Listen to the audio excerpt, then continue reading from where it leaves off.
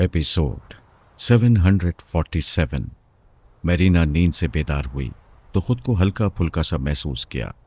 पहले की तरह बेदार होते ही दिमाग पर कोई बोझ महसूस नहीं हुआ। किसी फिक्र ने उसे परेशान नहीं किया।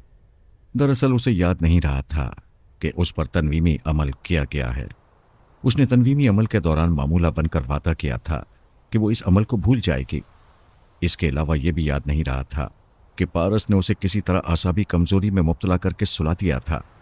ऐसी परेशान करने वाली बातें याद न रहें तो इंसान खुद को हल्का फुल्का और ताज़ा तब महसूस करता है। उसने सर घुमाकर देखा, बिस्तर पर पारस नहीं था। वो आंखें बंद करके उस जहरीले को महसूस करने लगी।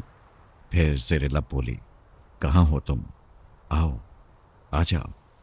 वो थोड़ी देर तक इसी हालत में पड़ी रही, फिर उठकर वॉशरूम में चली गई। गुस्ल से फारिग होकर लिबास बदलकर वो दूसरे कमरे में आ गई, फिर तीसरे कमरे में गई। पारस नजर नहीं आया। तब दिल ने पूछा, वो कहाँ है? शहरे दुश्मना में कहाँ तन्हा निकल गया है? उसे कोई पैगाम छोड़कर जाना चाहिए। यूं तसल्ली होती कि वो अभी लौट आएगा। उसने बंगले से बाहर आकर दूर तक नजरें दौड़ाई। बरामदे के पास कार की मौजूदगी बता रही थी कि वो करीब कहीं वॉकिंग डिस्टेंस पर है। वो मुतमईन होकर अंदर आ गई। घड़ी देखी, 5 बज रहे थे। तब उसने सोचा, ये सुबह के 5 बज रहे हैं या शाम के? वो दिन को सोई थी या रात को? फिर याद आ गया, पिछली तमाम रात जनरल से मार्का आरआई में गुजर गई थी। दिन के 12 बजे पारस से थोड़ी सी झड़प हुई थी। वो उसके दिमाग में आना चाहती थी और वो सांस रोक लेता था। फिर उसे याद नहीं आया कि क्या हुआ था और वो कैसे सो गई थी और अब शाम को बेदार हुई है। इस ख्याल ने उसे बेचैन कर दिया कि वो पारस से झगड़ा करके गहरी नींद कैसे सो गई थी। परेशानी के आलम में सो जाना अजीब सी बात थी। सिर्फ ये बात कायल कर रही थी कि पिछली तमाम रात की थकावट के बाइस नींद आ गई होगी। उसने ख्याल खानी की परवास की, पारस को मुखातिब किया। उसने फौरन ही सांस रोक ली। वो दूसरी बार आकर कहने लगी, मैं मेरीना हूं, सांस ना रोकना, अरे बातें करो। उसने फिर सांस रोक ली। मेरीना को बड़ा गुस्सा आया, लेकिन वो तन्हा किसे गुस्सा दिखाती। सोचने लगी, पारस ऐसा क्यों कर रहा है? सुबह उसके पापा मुझसे नाराज हो गए थे। उन्होंने अपने दिमाग से मुझे निकाल दिया था। मैं मालूम करना चाहती थी कि पापा अपने बेटे के दिमाग में आकर मेरे खिलाफ क्या बोलेंगे। मैंने कई बार पारस के दिमाग में आना चाहा, लेकिन उसने आने नहीं दिया। अब समझ में आ रहा है कि पापा ने पारस को मेरे खिलाफ भड़काया है, इसलिए वो मुझसे दूर हो गया है और मुझे अपने दिमाग से भी दूर कर दिया है। टेलीफोन की घंटी ने उसे चौंका दिया। वो रिसीवर उठाकर कहने लगी, हेलो। किसी ने दूसरी तरफ से पूछा, हेलो, क्या मिस जॉन वालिया हैं? मैं जॉन वालिया बोल रही हूं। आज रात की पार्टनरशिप कैसी रहेगी? उसे बड़ा गुस्सा आया। वो बर्दाश्त करते हुए बोली, सॉरी, मैं बुक हो चुकी हूं। उसने रिसीवर रख दिया। वो जॉन वालिया नामी एक कॉल गर्ल के रूप में थी। उसे कोई भी दिन रात के लिए अपने पास बुला सकता था। चूंकि वो ऐसी बातों की आदी नहीं थी, इसलिए फौरन गुस्सा आ गया था। फिर वो जल्द ही संभल गई थी। वो ये तमाम बातें दिमाग से निकालकर फिर पारस को मुखातिब करना चाहती थी। उसी वक्त पर आई सोच की लहरें महसूस हुईं। उसने सांस रोक ली। सोचने लगी, मेरे दिमाग में कौन आना चाहता है? उसने इंतजार किया। दूसरी बार कोई नहीं आया। उसने पारस के दिमाग में पहुंचते ही कहा, तुम्हें मेरी जान की कसम है, बात सुन लो, मैं खतरा महसूस कर रही हूं। पारस ने कहा, क्या बात है? अभी कोई मेरे दिमाग में आना चाहता था। किसी ने तुम्हारी आवाज सुनी थी? नहीं। फिर वो सोचकर कहने लगी, हाँ, टेलीफोन पर एक अजनबी ने गुफ्तगू की थी। ओह गॉड, मैं समझ गई। जॉन वालिया के कागजात की चेकिंग हो रही है और चेकिंग करने वाले के साथ कोई टेलीपैथी जानने वाला मौजूद है। वो लोग तस्दीक कर चुके हैं कि मैं योगा की माहिर एक गैर मामूली लड़की हूं, कॉल गर्ल नहीं हूं। बातों में वक्त जाया ना करो। जिस हालत में हो उसी हालत में वहां से दूर निकल जाओ। चलो भागो, निकलो वहां से। वो दौड़ती हुई पिछले दरवाजे पर आई। बाहर दूर तक कोई नजर नहीं आ रहा था। वो दौड़ती हुई अहाते के गेट के सामने से निकलती हुई गली में आ गई। वहां से 2-3 गलियां पार करती हुई एक मेन रोड पर पहुंच गई। हाथ उठाकर एक टैक्सी को रोका, फिर पिछली सीट पर बैठकर कहने लगी, चलते रहो। ड्राइवर ने गाड़ी आगे बढ़ाते हुए पूछा, किस समत में चलता रहूं? सी शोर शॉपिंग प्लाजा। फिर वो चुप होकर उस अजनबी की आवाज और लहजे को याद करने लगी जिसने फोन पर उसे कॉल किया था। ये आवाज और लहजा याद आते ही वो उसके दिमाग में पहुंच गई। उसकी सोच ने बताया कि उसका ताल्लुक इंटेलिजेंस डिपार्टमेंट से है। उस इदारे के दूसरे जासूस भी ऐसी लड़कियों को चेक कर रहे हैं जो ज़रा मशकूक लगती हैं। ऐसी मशकूक लड़कियों में जॉन वालिया का नाम भी था। चेक करने वालों ने यह राय कायम की थी कि आम लड़कियां सांस रोकने की आदी नहीं होती। अगर चेक करने वालों के साथ एक एक टेलीपैथी जानने वाला हो और वो फ़ोन पर आवाज़ सुनकर आवाज़ सुनाने वाली के दिमाग में पहुंचे और वो लड़की सांस रोक ले तो वो गैर मामूली होगी। उसके पीछे मेरीना छुपी होगी। उसने जासूस के दिमाग से मालूम किया कि उसके साथ टेलीपैथी जानने वाला कौन था। जासूस की सोच ने कहा, पता नहीं कौन था। उसने पूछने के बावजूद अपना नाम नहीं बताया, लेकिन वो सरकारी टेलीपैथी जानने वाला था। वो जॉन वालिया की आवाज़ सुनने के बाद तेज़ी से कहीं चला गया था। मेरीना उसके दिमाग से वापस आ गई। ये समझ में आ गया कि वो टेलीपैथी जानने वाला उसे गिरफ्तार करके उसकी रिहाइशगाह की तरफ गया है। अगर वो देर करती तो यकीनन चारों तरफ से घेर ली जाती, फरार का रास्ता न मिलता। पारस ने यह दूसरी बार ऐन वक्त पर उसे दुश्मनों के मुहासरे से बचाया था। पिछली रात भी वो पारस की हाजिर दिमागी से बाल बाल बची थी। टैक्सी तेज रफ्तारी से जा रही थी। ड्राइवर अकबनुमा आईने में उसे बार बार देख रहा था। नजरें मिलने पर मुस्कुराने लगा। वो कहने लगी, क्या बात है? कुछ नहीं, बस यूं ही। कोई यूं ही नहीं मुस्कुराता। क्या मैं कार्टून नजर आ रही हूं? ऐसी बात नहीं है। हसीन चेहरों को देखकर भी मुस्कुराहट होंठों पर आ जाती है। वो खामोश रही। उसके ख्यालात पड़ने लगी। वो उधेड़ उम्र का कुंवारा था। इतनी उम्र गुजार कर भी इसलिए कुंवारा था कि राह चलते आर्जी शादियां हो जाया करती थीं। ऐसे में बीवी बच्चों की मुसीबत मोल लेना हिमाकत समझता था। उसके ख्यालात पड़ते ही वो मुस्कुराने लगी। वो खुश होकर कहने लगा, तुम इतनी उजलत में टैक्सी में आकर बैठी थीं। इससे अंदाजा हुआ जैसे कहीं से भाग कर आ रही हो। तुमने ठीक समझा है। मैं अपने शौहर से पीछा छुड़ा कर आई हूं। अब क्या इरादा है? कहीं पनाह चाहती हूं। मैं चाइना टाउन के एक छोटे से अपार्टमेंट में रहता हूं। मैं तुम्हारे साथ रहूंगी, लेकिन पहले कुछ शॉपिंग करूंगी। उसने सीशोर शॉपिंग प्लाजा के सामने गाड़ी रोक दी। वो एक बहुत बड़े जनरल स्टोर में आ गई। वहां से मेकअप का ज़रूरी सामान खरीदने लगी। उसके पास न पर्स था न लिबास में जेब थी, यानी कुछ खरीदने के लिए $19 भी नहीं था। वो तमाम सामान लेकर रकम अदा करने वाले काउंटर पर आई। काउंटरमैन से 2 बातें की, फिर उसके दिमाग पर छा गई। उस बेचारे ने बिल की अदायगी की रसीद दे दी। उसने रसीद लेकर दिमाग को आज़ाद छोड़ा। अभी कहाँ गुम हो गया था? मेरीना सामान लेकर जा रही थी। काउंटरमैन ने फौरन चेक किया। कंप्यूटर ने बताया कि बिल की अदायगी हो चुकी है। उस बेचारे को यह पता ही नहीं चला कि गायब दिमाग रहने के दौरान उसने खुद ही कंप्यूटर की बिल की अदायगी के सिलसिले में फीड किया था। वो टैक्सी की पिछली सीट पर आकर बैठ गई। ड्राइवर ने टैक्सी को आगे बढ़ाते हुए कहा, मैं दूर से तुम्हें जाते हुए देख रहा था। जब तुम चलती हो तो ऐसा लगता है तलवार चल रही है। मुझे यकीन नहीं आ रहा है कि इतनी हसीन औरत मेरे अपार्टमेंट में रात गुजारेगी। यकीन आ जाएगा। मुझे ऐसे ले चलो कि अपार्टमेंट के आसपास वाले न देख सकें। मैं किसी की नज़रों में आना नहीं चाहती। मैं समझता हूं शौहर को छोड़कर भागने वाली औरत किसी की नज़रों में नहीं आना चाहती। तो मैं कोई नहीं देखेगा। उसने एक जगह टैक्सी रोककर विस्की की एक बोतल खरीदी। फिर स्टीयरिंग सीट पर आकर गाड़ी स्टार्ट करते हुए बोला, शराब हो तो शबाब का मज़ा 7वें आसमान पर ले जाता है। मेरा ख्याल है तुम विस्की के मामले में माइंड नहीं करोगी। माइंड नहीं करूंगी। तुम्हारे माइंड को 7वें आसमान पर पहुंचा दूंगी। वो खुश हो रहा था। उसने अपार्टमेंट के पिछले रास्ते पर टैक्सी रोकी। फिर उतरते हुए बोला, पिछले दरवाजे का जीना मुरम्मत तलब है। सब अगले जीने से जाते हैं। मैं ग्राउंड फ्लोर पर रहता हूं। उसने पिछला दरवाज़ा खोला। वो अंदर आ गई। कमरे की लाइट ऑन हो गई। कमरे की दीवारों पर उड़ियां तस्वीरें लगी हुई थीं। वो नागवारी से कहने लगी, ऐसी तस्वीरें लगाते हुए शर्म नहीं आती? चलो इन्हें नोच कर फेंक दो। वो हाथ नचाकर कहने लगा, वाह, ऐसी हया की बातें कर रही हो जैसे मेरे साथ यहां इबादत करने आई हो। मेरीना ने उसके दिमाग पर कब्जा जमाया।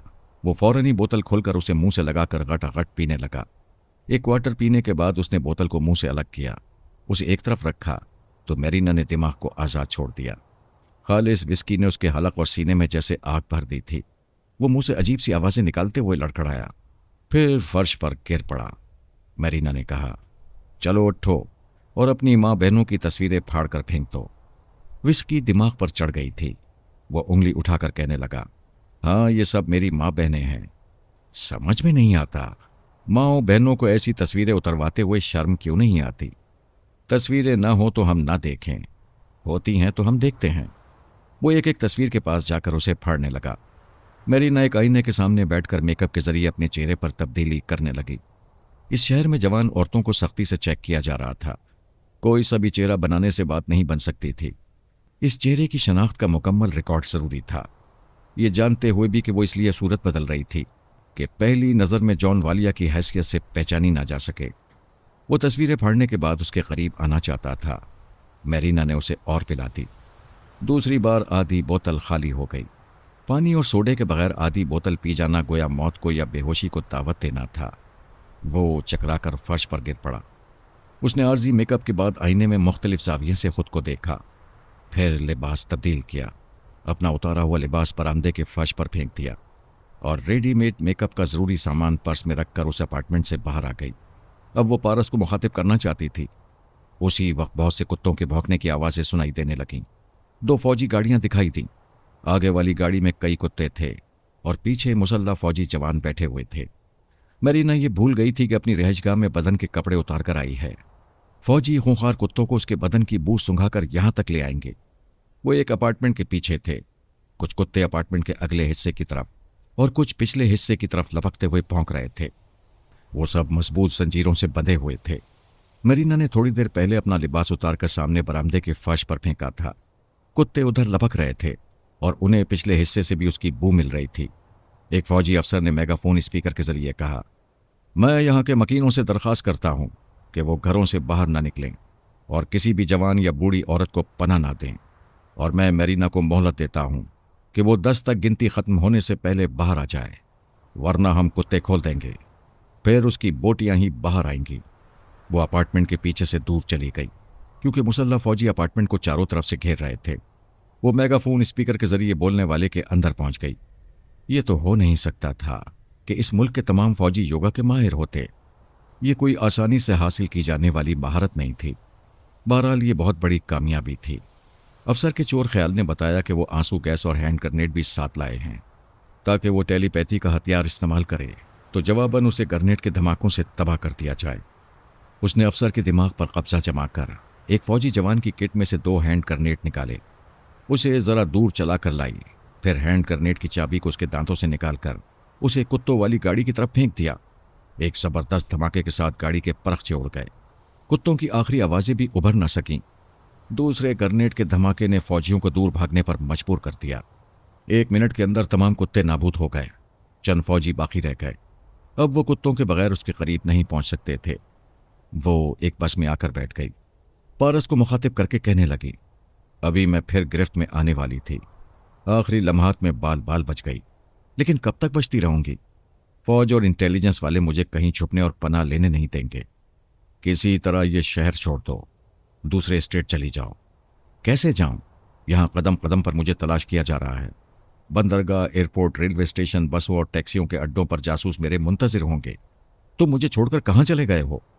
मैंने समझ लिया है कि तुम अपनी जवानी की रिश्वत देकर उल्लू बना रही हो और अब मुझे आइंदा उल्लू नहीं बनना चाहिए। ये क्या कह रहे हो? क्या मुझसे दिल भर गया है? जब औरत गलती करती है और मर्द नाराज होता है तो वो यही कहती है, क्या मुझसे दिल भर गया है? वो अपनी गलतियों और हिमाकतों को समझना नहीं चाहती। मैंने कौन सी गलती या हिमाकत की है? मैं बारहा समझा चुका हूं, अब नहीं समझाऊंगा। तुम्हारे पास अकल कुछ ज्यादा ही है। मैं इंतजार करूंगा कि तुम अकल से कब सोचोगी और कब समझोगी। तुम हमेशा एक ही शिकायत करते हो कि मैं तुम पर या तुम्हारे खानदान वालों पर भरोसा नहीं करती हूं। मैं तुमसे किसी मामले में बहस नहीं करूंगा। मुझसे किसी मामले में बात नहीं करोगे। मुझे गड्ढे में गिराकर चले गए हो। क्या यही साथ छोड़ने का वक्त है? मैं जानता था तुम यही इल्ज़ाम दोगी। मैं तुम्हें आखिरी बार इन मुसीबतों से निकालूंगा। 25वीं शाहराह की स्ट्रीट नंबर 3 में T44 नंबर का बंगला है। वहां पैदल आओ और बंगले में दाखिल हो जाओ। क्या तुम वहां मिलोगे? वहां तहफ़्फ़ुज़ मिलेगा। ये कहकर उसने सांस रोक ली। वो बस के अंदर दिमागी तौर पर हाजिर हो गई। यूं अपने दिमाग से निकालने पर उसे गुस्सा आया। फिर अकल आई कि अच्छा ही हुआ। बस में ख्यालखानी करती रहती तो उसे तलाश करने वाले सर पर आ पहुंचते। वो बस से उतर गई। दूसरे मुसाफिर उतरने के बाद अपनी मंजिलों की तरफ चले गए। वो फुटपाथ पर तन्हा रह गई। फिर पारस को मुखातिब करके कहने लगी, सांस ना रोकना। मैं 25वीं शाहरा के करीब हूं, लेकिन फुटपाथ पर तन्हा हूं। जासूस मुझे ताड़ लेंगे। मैंने ऐसा इंतजाम कर दिया है कि कोई तुम्हारे करीब नहीं आएगा। फौरन बंगला नंबर T44 में पहुंचो। उसने फिर सांस रोक ली। मरीना को दिमाग से निकाले जाने पर बहुत गुस्सा आना चाहिए था, लेकिन वो तन्हा फुटपाथ पर चलती हुई सोचने लगी कि पारस ने ऐसा क्या इंतजाम किया है कि सुराग रसां और फौजी अफसरान उसका मुहासबा नहीं कर सकेंगे। ये तो इंसानी कारनामा ना हुआ, मुआवजा हुआ कि पारस ने बड़े मुल्क के इस स्टेट और शहर में अपनी हुकूमत कायम कर ली थी। अब उसके बयान के मुताबिक कोई उसे रोक ना सकता था, ना ही टोक सकता था, और वो देख रही थी कि तन्हा जाने वाली को कोई रोक नहीं रहा था। इतने बड़े मुल्क में इतनी जल्दी इंतजामिया बदल जाए, जासूस मुंह फेर कर चले जाएं, ये बिल्कुल नामुमकिन था। इस कदर नामुमकिन कि किस्सा कहानियों में भी इतनी जल्दी दुश्मनों के दिल फेरे नहीं जाते। ऐसे ही वक्त लोग सोचते हैं ये सरासर जादूगरी है, फराद और उसके बेटे जादूगर हैं, नामुमकिन को मुमकिन बना देते हैं, जबकि हकीकत ये नहीं है। ये सब जहानत का तमाशा होता है। जिसका जहन इंतहा को नहीं पहुंच पाता, वो फराद की फैमिली को जादूगर समझते हैं। मरीना गैर मामूली तौर पर ज़हीन थी, लेकिन मुश्किलात में घिरकर वो भी समझ ना पाई कि पारस ने क्या चाल चली है। पारस ने मुझसे कहा था, पापा मरीना तनवीमी नींद से बेदार होने के बाद खुद को तन्हा पाएगी।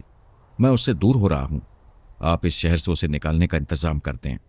मैं बेटे की फरमाइश पर उस वक्त मरीना के दिमाग में पहुंचा जब वो तनवीमी नींद से बेदार हुई थी और बड़ी उजलत में अपनी रिहाइशगाह छोड़कर भाग रही थी। मैं तनवीमी अमल के मुताबिक सोनिया की आवाज़ और लहजे में उसके अंदर पहुंचा था।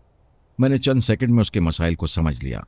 वो अपनी जहानत से 2-4 बार खुद को गिरफ्तारी से बचा सकती थी, लेकिन अब उसे कहीं पनाह नहीं मिल सकती थी। इस शहर की हर जवान और बूढ़ी औरत को सख्ती से चेक किया जा रहा था। हर औरत के शनाख्ती रिकॉर्ड्स भी देखे जा रहे थे। इन हालात में वो मुसलसल छुप कर नहीं रह सकती थी। मैंने लैला से कहा, मरीना मुश्किलात में है। अभी जो फ्लाइट जाने वाली है उसकी मुसाफिर औरतों के मुतालिक जल्द से जल्द मालूमात हासिल करो।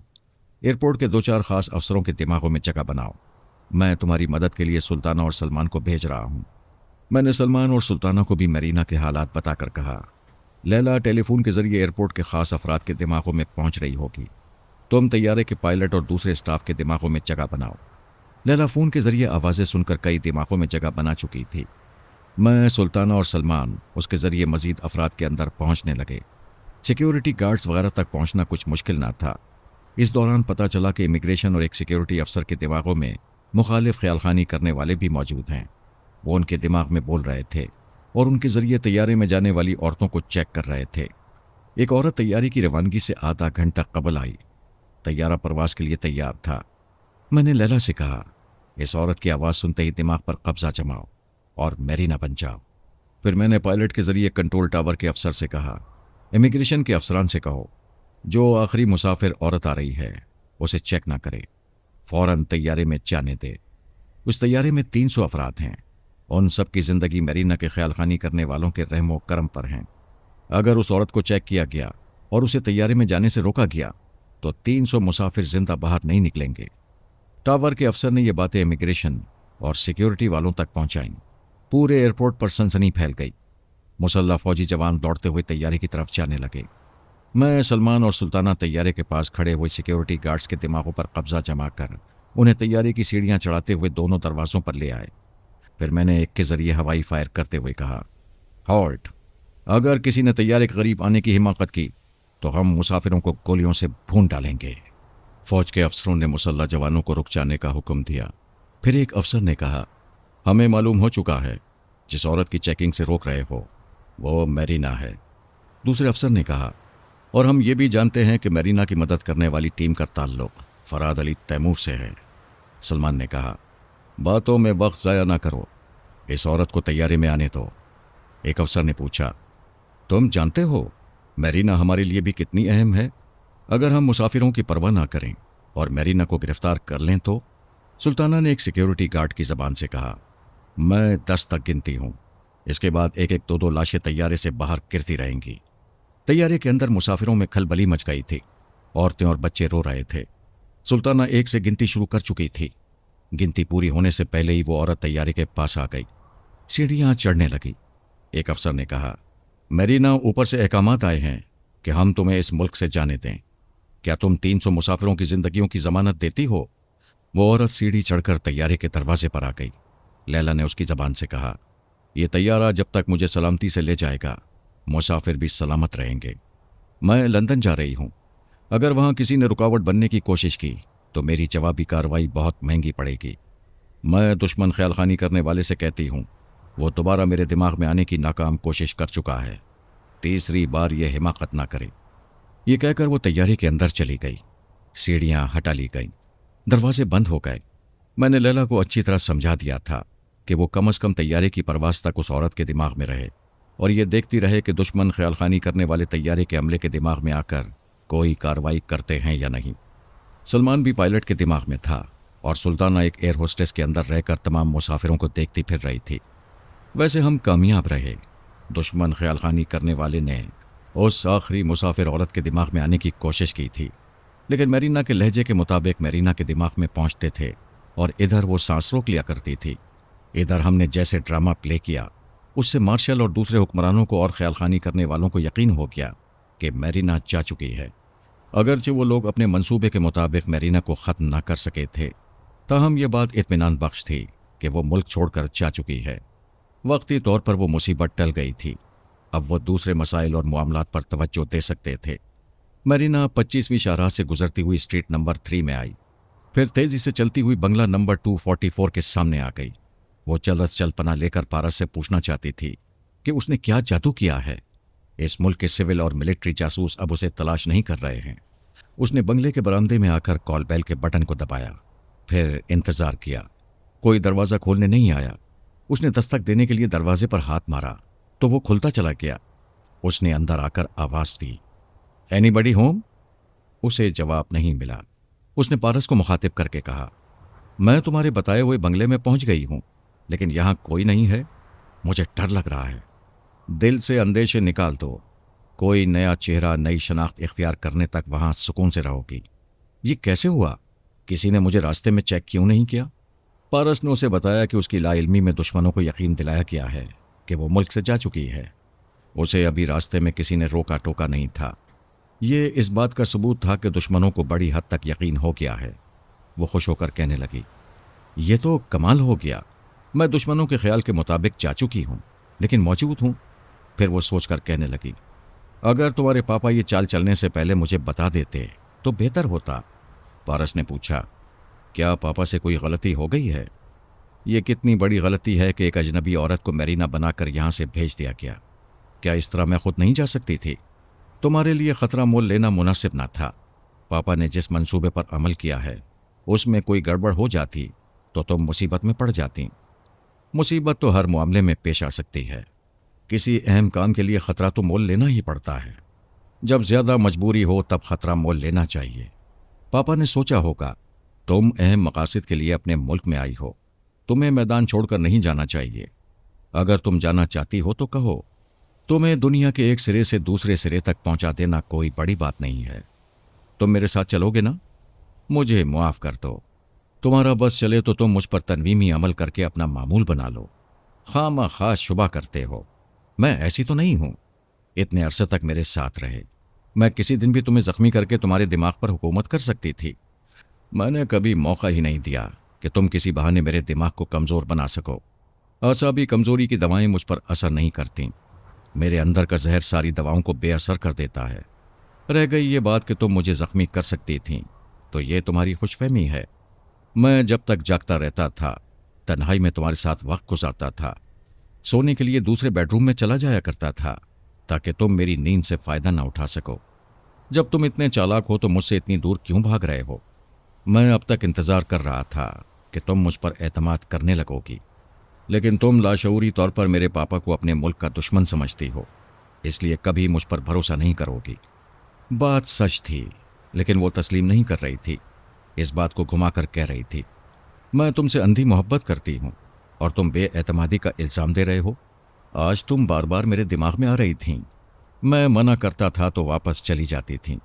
फिर तुम्हें शुबा होता था कि पापा मेरे दिमाग में आकर तुम्हारे खिलाफ कुछ बोल रहे हैं और तुम मेरे अंदर आओगी तो मैं पापा की मौजूदगी के बायस तुम्हें महसूस नहीं कर सकूंगा। लेकिन मैं तुम्हारी चालाकियों को समझता रहा। शक का इलाज किसी डॉक्टर के पास नहीं होता। तुम्हारी दुम टेढ़ी है, टेढ़ी ही रहेगी। तुम ऐसी बातें सुनाकर मुझसे पीछा छुड़ा रहे हो। चलो इल्ज़ाम सही, मैंने पीछा छुड़ाया है। आइंदा मुझसे राब्ता न करना। इस बंगले में जब तक चाहो रह सकती हो। ज़्यादा अरसा रहना हो तो 2-4 फर्जी रिश्ते बना लो, ताकि तुम्हारे तना रहने से किसी को शुबा ना हो। इतनी अकल मुझे भी है, लेकिन इतनी बड़ी दुनिया में मेरा एक ही रिश्तेदार है, और वो तुम हो। देखो, मुझसे राब्ता ख़त्म ना करना। हमें एक दूसरे से शिकायतें हैं। शिकायतों से मोहब्बत ख़त्म नहीं होती और बढ़ती है।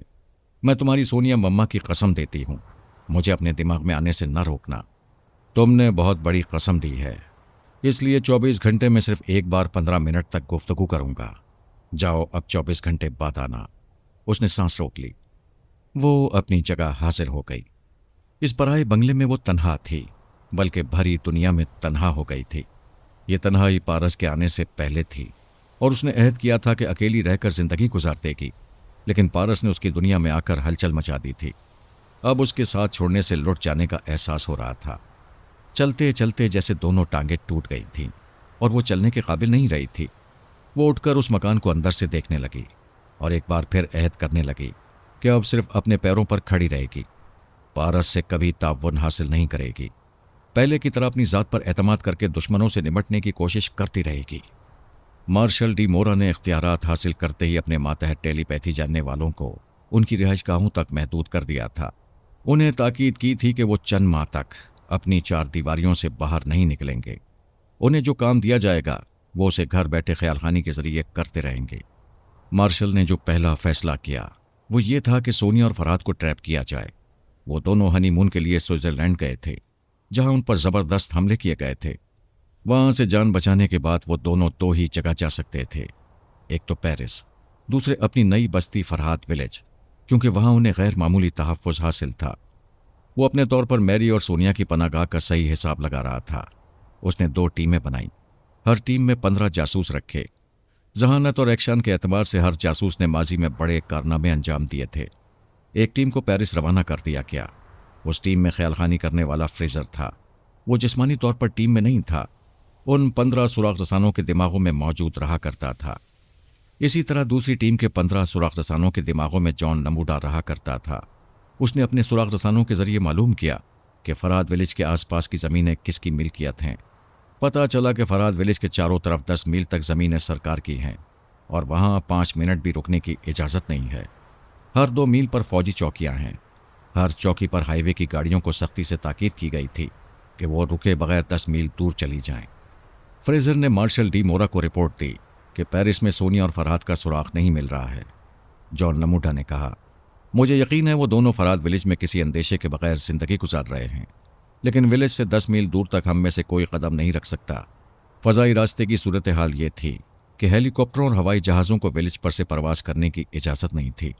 कंट्रोल टावर से पायलटों को हिदायत दी जाती थी कि वो विलेज से 10 मील दूर रहकर परवास करें, वरना तैयारा शिकन तोपें उन्हें मार गिराएंगी। मार्शल ने पूछा, क्या ज़मीन के अंदर सुरंग बनाई जा सकती है? जॉन नमूडा ने कहा, जब उन्होंने ज़मीनी और फ़ज़ाई इंतज़ामात इतने सख्त किए हैं तो विलेज के अतराफ 10 मील तक ज़रूर बारूदी सुरंगें बिछाई होंगी। हमारे लिए सिर्फ एक टेलीपैथी का रास्ता रह गया है। कोई भी रास्ता हो, देर ना करो। सोनिया और फरहाद किसी मुहिम के लिए निकल पड़ेंगे तो फिर ढूंढने से नहीं मिलेंगे। हमारी कोशिशें जारी हैं। फरहाद विलेज से 25 मील दूर एक छोटा सा टाउन है।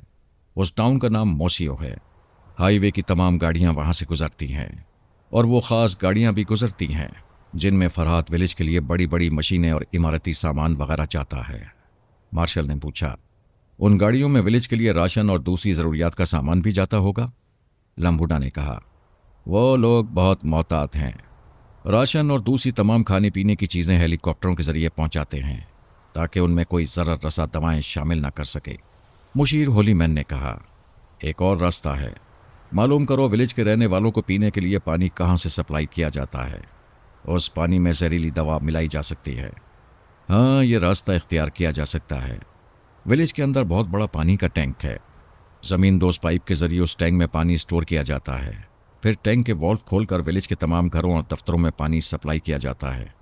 मार्शल ने कहा, उसी पाइपलाइन को टारगेट बनाकर मंसूबा फाइनल करो और जल्द अज जल्द अमल करो। फौरन अमल होगा, लेकिन जहरीले पानी से सब मर जाएंगे। फरहाद नहीं मरेगा, राइफल की गोली से मर जाएगा। मालूमात के मुताबिक उस विलेज में 100 अफराद रहते हैं और 2000 मुसल्ला गार्ड्स हैं। ये 2100 बंदे जहरीले पानी से मर जाएंगे। सोनिया भी खत्म हो जाएगी, फरहाद रह जाएगा। खतरा देखते ही वहां से फरार होना चाहेगा। उस विलेज में एक हेलीकॉप्टर मौजूद रहता है। हमारी प्लानिंग ऐसी होगी कि फ्रांस और इटली के बॉर्डर में हमारे 2-4 जंगी तैयारे मौजूद रहेंगे। मैं ख्यालखानी के जरिए सिग्नल दूंगा तो ये तैयारे फरहाद के हेलीकॉप्टर को मार गिराएंगे। मार्शल ने कहा, इस तरह फ्रांस से हमारी सिफारती ताल्लुकात खराब हो जाएंगे। हम यूरोप के किसी मुल्क में जंगी तैयारे नहीं ले जा सकते। मुशीर होलीमैन ने कहा, यूरोप के बेशतर ममालिक में ब्लैक पोर्ट और खुफिया रनवेज हैं। उन जंगी तैयारों के रंग और शनाख्त बदल दी जाएगी, बल्कि उन्हें तंजीम वाले जंगी तैयारे बना दिए जाएंगे। उन तंजीम वालों ने हमारे साथ मक्कारी की है, ये हमारी जवाबी कार्रवाई हो जाएगी। आज की दुनिया में हिफाजती इंतजामात की ज़्यादा अहमियत नहीं रही है।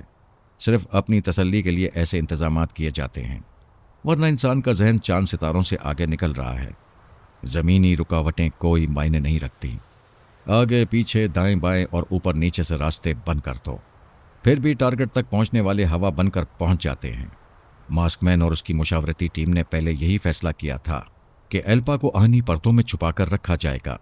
मॉस्को में एक ज़ेर ज़मीन महल नुमा रिहाइशगाह थी, वहां उसे रखने का इरादा था। लेकिन जिन डॉक्टरों ने उसका ब्रेन ऑपरेशन किया था, उन्होंने ऐसी रिहाइशगाहों की मुखालफत की जहां ताज़ा हवा मैसर ना हो।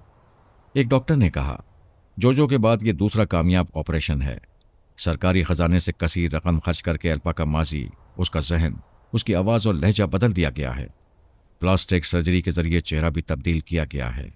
उसे अब कोई नहीं पहचान सकेगा। फिर उसे किसी घुटन वाले माहौल में रखने की क्या ज़रूरत है? मास्कमैन ने कहा, यह टेलीपैथी जानने वाली की हैसियत से मंजर आम पर रहेगी तो जोजो की तरह अगवा कर ली जाएगी। दूसरे डॉक्टर ने कहा, इसकी हिफाजत के लिए तरह तरह के इंतजामात हो सकते हैं। हम डॉक्टर की हैसियत से वार्निंग देते हैं, उसे तारीक और बंद महलों में रखा जाएगा तो जहन पर बुरा असर पड़ेगा। ये बदमिजाज और गुस्सावर होती जाएगी। एक मुशीर ने कहा, हम एल्पा को जहनी इंतशार में मुब्तला नहीं करेंगे, डॉक्टरों के बेहतरीन मशवरों पर अमल करते रहेंगे। दूसरे मशीर ने कहा, उसे एक हवादार वसी व अरीज महल में नज़रबंद रखा जाए। रोशनी और ताज़ा हवा मिलती रहेगी, लेकिन वो महल से बाहर की दुनिया से रब्ता नहीं करेगी, किसी से बात नहीं करेगी। अगरचे ये हसास दिमाग रखती है, कोई उसके अंदर नहीं आ सकता, ताहम ये अपनी आवाज़ किसी को नहीं सुनाएगी। एल्पा को ट्रेनिंग देने और रूसी तालीम देने वालों ने समझाया कि वो जब भी ख्यालहानी करेगी, अपना लहजा बदल कर दोस्तों और दुश्मनों के दिमागों में जाया करेगी। उसे फराद और उसकी फैमिली के तमाम मेम्बरान की तस्वीरें और वीडियो फिल्में दिखाई गई थीं। टेप रिकॉर्डर के जरिए उनकी आवाज़ें सुनाई गई थीं। तंजीम वाले मुल्क के नए हुक्मरानों और फौजी अफसरों की भी वीडियो और टेप रिकॉर्डर्स दिखाए और सुनाए जाते थे। ऐसे दर्जनों जासूस थे जो मुल्क के मुख्तलिफ शहरों में गिरफ्तार हुए थे और वहाँ कैदियों की ज़िंदगी गुजार रहे थे। मास्कमैन ने उन पर तनवीमी अमल कराया था और उन्हें एल्पा का ताबेदार बनाया था। मकसद ये था कि एल्पा टेलीपैथी के जरिए उन सुराख्तसानों को दूसरे ममालिक में इस्तेमाल करेगी। अगर वो गिरफ्तार होंगे तो सुपर मास्टर पर इल्ज़ाम आएगा, क्योंकि वो सब बड़े मुल्क के थे। मास्कमैन ने एक अहम मीटिंग में एल्पा को तलब किया। वहाँ ख़ास मुशीर और आला फौजी अफसरान थे। एल्पा का नाम उसकी माजी की तरह ख़त्म कर दिया गया था। उसका नया नाम सरगई ऑन्ड्रोफ था। मास्कमैन ने कहा, मिस सरगई, जैसा कि तुम जानती हो, सोनिया और फराज शादी के बाद स्विट्ज़रलैंड में देखे गए थे। उन्हें सुपर मास्टर के मातहतों ने वहाँ से भागने पर मजबूर कर दिया। एक मुशीर ने कहा, सोनिया और फराज के लिए भागने का लफ्ज़ इस्तेमाल ना करें, वरना सुरगई उन्हें भागने वाली कमज़ोर हस्तियाँ समझकर धोखा खा सकती है। एल्पा और सुरगई ने कहा, मैं उनके तमाम रिकॉर्ड्स देख चुकी हूँ और पढ़ चुकी हूँ। मैंने सोनिया, फराद, पारस और अली तैमूर को कभी मैदान छोड़कर जाते नहीं देखा। उनके मुकाबले पर आने वाले ही या तो भागते हैं या उनके हाथों मारे जाते हैं। वैसे मास्कमैन मैदान जीतने वालों के लिए फातेह का लफ्ज़ इस्तेमाल करना चाहिए। मास्कमैन ने पूछा, आखिर वो लोग कब तक फातेह कहलाते रहेंगे? क्या कभी किसी से मात नहीं खाएंगे? हम चाहते हैं तुम उनके मुकाबले में फातेह कहलाती रहो। मैं पूरी कोशिश करूंगी। फौज के आला अफसर ने कहा, हमारे सीक्रेट एजेंट्स की रिपोर्ट है कि सोनिया और फराद अपनी नई बस्ती फराद विलेज में हैं। फिर वो दूसरा फौजी अफसर बताने लगा कि फराद विलेज के अंदर और बाहर कैसे कैसे सख्त इंतजामात किए गए हैं।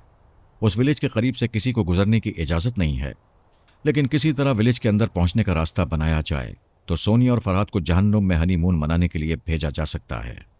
वो सब अपने अपने तौर पर मुख्तलिफ तदाबीर सोच कर आए थे। उन तदाबीर पर सरगई एल्पा को अमल करना था। वो उनकी प्लानिंग सुनती रही और प्लानिंग की खामियां निकालकर उन पर अमल करने से इनकार करती रही। एक आला अफसर ने कहा, हर मंसूबे में एक दो खामियां ज़रूर होती हैं, थोड़ा बहुत ख़तरा मोल लेना ही होता है।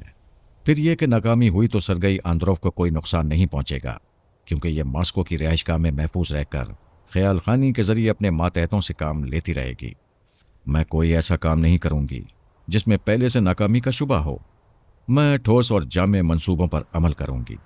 मास्कमैन ने कहा, हमारे कुछ मंसूबे हैं, कुछ तुम्हारी जहानत होगी, इस तरह कामयाबी हो सकती है। फ़र्ज़ करो वहां तुम्हारे मातहत मारे जाएंगे या गिरफ्तार हो जाएंगे, तो ये पकड़े जाने वाले जासूस होंगे। दुश्मनी हम करेंगे, इल्ज़ाम सुपर मास्टर पर आएगा। क्या यह हमारी कामयाबी नहीं होगी? थोड़ी सी कामयाबी के पेश नज़र मंसूबों की खामियों को नज़रअंदाज करना दानिशमंदी नहीं है। एक अफसर ने कहा, हम सब तुम्हारे सीनियर ओहदेदार हैं, तुम्हें हमारे अहकामात पर अमल करना चाहिए, बहस नहीं करना चाहिए। सीनियर ओहदेदारान का यह फ़र्ज़ नहीं है कि वो मुझे नाक़िस मंसूबों के कुएं में गिरा दें। हम तुम्हारे दुश्मन नहीं हैं, दोस्ती अमल से साबित करो। उन्होंने एक दूसरे को खामोशी से देखा, फिर मास्कमैन से कहा, तुम सोनिया और फरहाद को ख़त्म करने की तदबीर बताओ। मैं सोचूंगी, हर पहलू पर गौर करूंगी, फिर बताऊंगी। सोनिया और फरहाद कभी कभी यकजा होते हैं और दूसरों की नज़रों में आते हैं। अगर वो फरहाद विलेज से चले जाएंगे तो फिर उनका सुराग नहीं मिलेगा। बेशक तुम सोचो, लेकिन इतनी देर न लगाना कि वो हमारे हाथों से निकल जाएं। वो कहने लगी, मेरे 20 मातहतों को फ्रांस जाने दो। वो फ्रांस और स्पेन के किसी सरहदी शहर में रहेंगे। क्या 2-4 तैयारे उधर कहीं छुपा कर रखे जा सकते हैं? हाँ, ऐसा हो सकता है। स्पेन के एक सरहदी इलाके में हमारा एक खुफिया अड्डा है। उस अड्डे से फरहाद विलेज तक का फासला कितना है?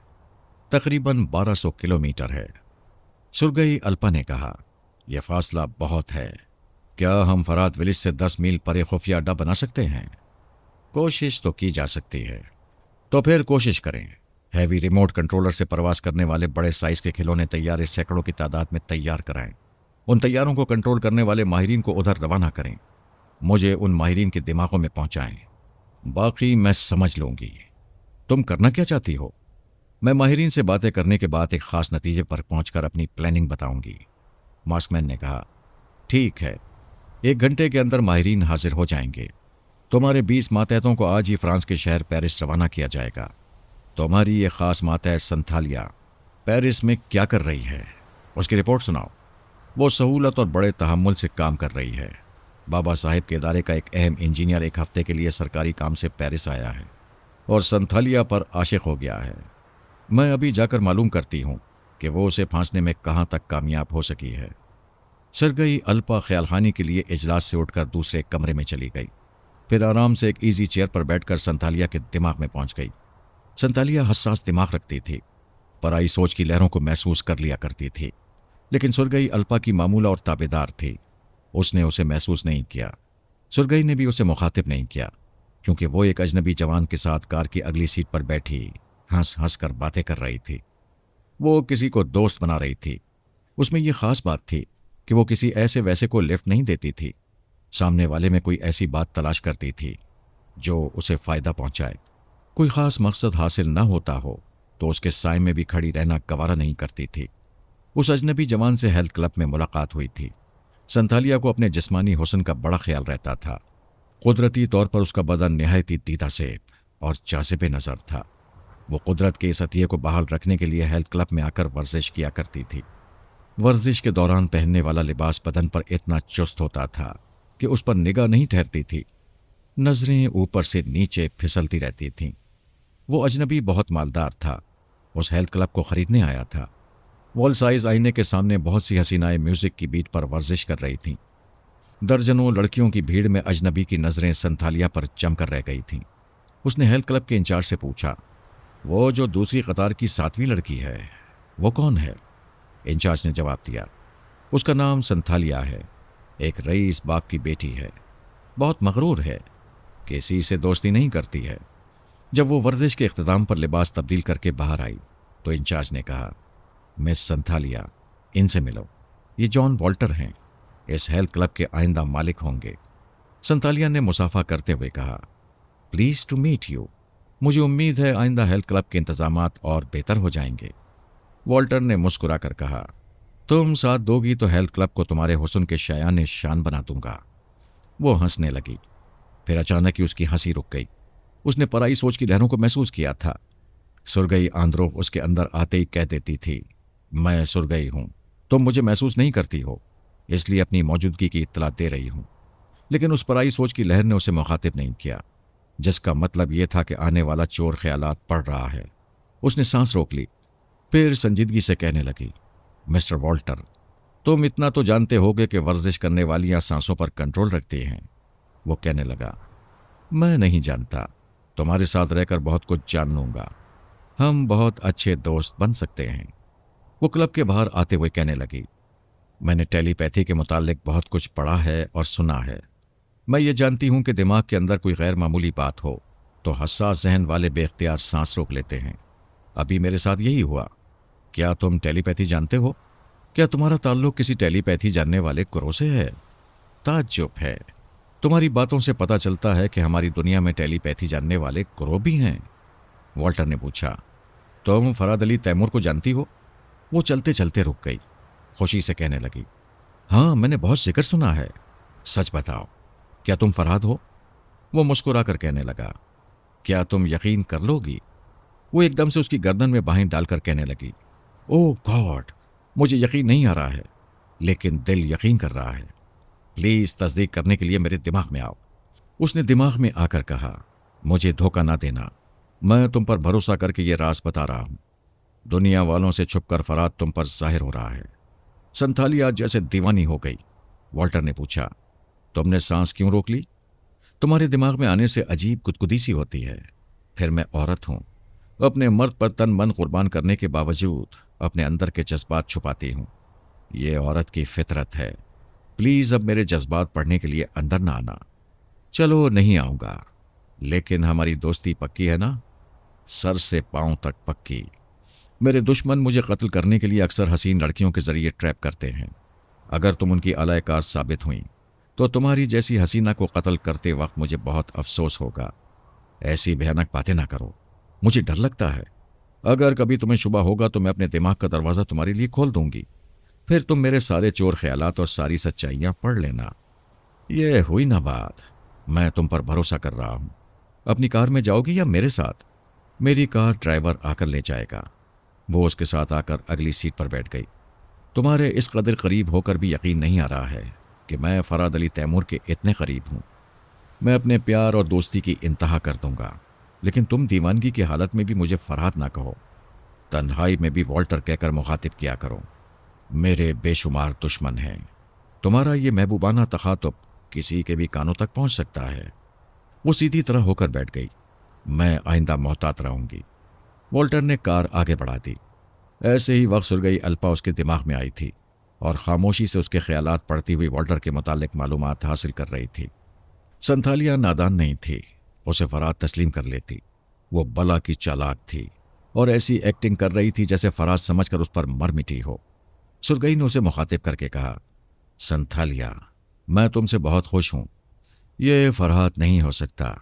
वैसे जो कोई भी हो, एक टेलीपैथी जानने वाला हमारी नजरों में आ गया है। क्या इसे फांस कर किसी जगह ले जाऊं? ऐसा ना करना। ये तुम्हें जहां ले जाए उसके साथ जाती रहो। बाकी काम मैं करूंगी। दुनिया के हर मुल्क और हर बड़े शहर में मास्कमैन का एक खास मातहत रहता है। वो खास मातहत बॉस कहलाता है। सुरगई एल्पा ने पेरिस के बॉस को मुखातिब करके कहा, अपने 4 ऐसे मातहतों के दिमागों में मुझे पहुंचाओ जो बेहद ज़हीन और हाजिर दिमाग हों। उन्हें हुक्म दो कि वो मेरे अहकामात की तामील करते रहें। बॉस ने कहा, मैं अभी फ़ोन पर बातें करता हूं, तुम आवाज़ें सुनो। उसने फ़ोन पर किसी से रब्ता किया, फिर कहा, मैडम तुम्हारे दिमाग में आ रही हैं। अपने पास 3 ऐसे बंदों को बुलाओ जो समझदार और हाजिर दिमाग हों। उसने यस बॉस कहकर फ़ोन रख दिया। फिर काम के 3 आदमियों से रब्ता करने लगा। उन्हें अपनी रिहाइशगाह में बुलाने लगा। सुरगई ने उन चारों की आवाज़ें सुनी। फिर बॉस के पास आकर कहा, एक शख्स को अगवा करके मॉस्को पहुंचाना है। इस सिलसिले में क्या कर सकते हो? वो कहने लगा, फ्लाइंग क्लब से जबरन एक तैयारा हासिल किया जा सकता है, लेकिन वो तैयारा फ्रांस की सरहद पार नहीं कर सकेगा। फ्लाइंग क्लब के पास तैयार रहो, हाँ कितनी ही देर हो, मेरा इंतज़ार करते रहो। जैसे ही मैं बताऊं कि शिकार को लाया जा रहा है तो तुम्हें 15 मिनट के अंदर पूरे फ्लाइंग क्लब पर कंट्रोल हासिल करना होगा। राब्ते का हर जरिया काट दोगे। अभी तुम्हारे पास भरपूर प्लानिंग का वक्त है। हर पहलू पर नज़र रखो और मेरी हिदायत पर अमल करो। फिर वो चारों मातहतों के पास आकर कहने लगी, एक शख्स को मंजर आम पर ट्रैप करना है। दिन दहाड़े उस पर गोली चलाओगे तो पकड़े जाओगे, जबकि उसे जान से नहीं मारना है, सिर्फ जख्मी करना है या किसी तरह उसके दिमाग को कमज़ोर बनाना है। एक ने पूछा, वो कौन है और कहाँ मिलेगा? मैं उसके पास पहुंचाऊंगी, लेकिन उसे जिंदा चाहती हूं। दूसरे ने कहा, मैं समझ गया, आप उसके दिमाग को कमज़ोर बनाकर टेलीपैथी के ज़ेरे असर रखना चाहती हैं। हम चारों अपने पास इंजेक्शन की छोटी सी सिरिंज रखेंगे। उस सिरिंज में आसाबी कमज़ोरी की दवा होगी। वो कहने लगी, दुश्मन को नादान और कमज़ोर न समझो, वो सिरिंज से बचकर फरार हो सकता है। मैं 4 नहीं 40 बंदों को किराए पर हासिल करूंगा। जहां वो होगा उसके चारों तरफ 40 सिरिंज होंगी। आखिर वो कहां कहां से बचकर निकलेगा? 40 अफराद की मौजूदगी उसे चौंका देगी। वो मुहासरे में आने से पहले ही भाग जाएगा। अभी आपने कहा था कि मंजर आम पर उसे ट्रैप करना है। मंजर आम का मतलब है लोगों की भीड़ और उनकी आमद और रफ्त। ऐसी जगह वो हमारे आदमियों पर शुबा नहीं करेगा। ठीक है, मैं तुम लोगों की जहानत और मुस्तदी पर भरोसा करती हूँ। ऐसा ही बंदोबस्त करो कि जहां से वो फरार होना चाहे वहां उसकी शामत आ जाए। जैसे ही वो कमजोरी का शिकार होगा उसे एक गाड़ी में डालकर फ्रांसीसी फ्लाइंग क्लब ले आना। उस वक्त मैं तुम्हें गाइड करती रहूंगी। उन्हें हिदायत देकर वो संतालिया के पास आ गई। वो वॉल्टर के साथ एक ओपन रेस्टोरेंट में बैठी कॉफी पी रही थी। वॉल्टर कह रहा था, हसीन लड़की के साथ तफरी करने वाला तमाशा बन जाता है। तमाशा क्यों बनता है? लोग तुम्हारे हुस्न को देखते हैं और मुझ पर रश करते हैं। अक्सर लोग मुझे यूं देखते हैं जैसे हूर के साथ लंगूर को देख रहे हों। वो हंसने लगी। वॉल्टर ने कहा, बाज लोग ऐसे देखते हैं जैसे मुझे कत्ल करके तुम्हें उठाकर ले जाएंगे। तुम इतनी खतरनाक जवानी कैसे संभाल कर रखती हो? तुम तारीफ की इंतहा कर रहे हो, जबकि मैं बहुत ज्यादा हसीन नहीं हूं। जिस तरह मेरा चेहरा मुझे नजर नहीं आता, उसी तरह तुम्हारा हुस्न तुम्हें नजर नहीं आता। नजर आए भी तो तुम्हें उसकी कीमत का अंदाजा नहीं हो सकता। क्या कीमत है मेरे हुस्न की? मेरी टेलीपैथी की बाकी जिंदगी तुम्हारे नाम। क्या ये कीमत कम है? मेरी तवक्को से बहुत ज्यादा है। ये बताओ, कहाँ चलोगी? मेरे कॉटेज में या अपने बंगले में? मैं अपने आप को और अपने घर को भूल चुकी हूं, खुद को तुम्हारे नाम कर चुकी हूं। जहां ले जाओगे मैं आंखें बंद करके चलूंगी। तुम इतनी जल्दी मुझ पर कैसे एतमाद कर रही हो? तुम इतने अजीम टेलीपैथी जानने वाले हो जिसे सारी दुनिया जानती है।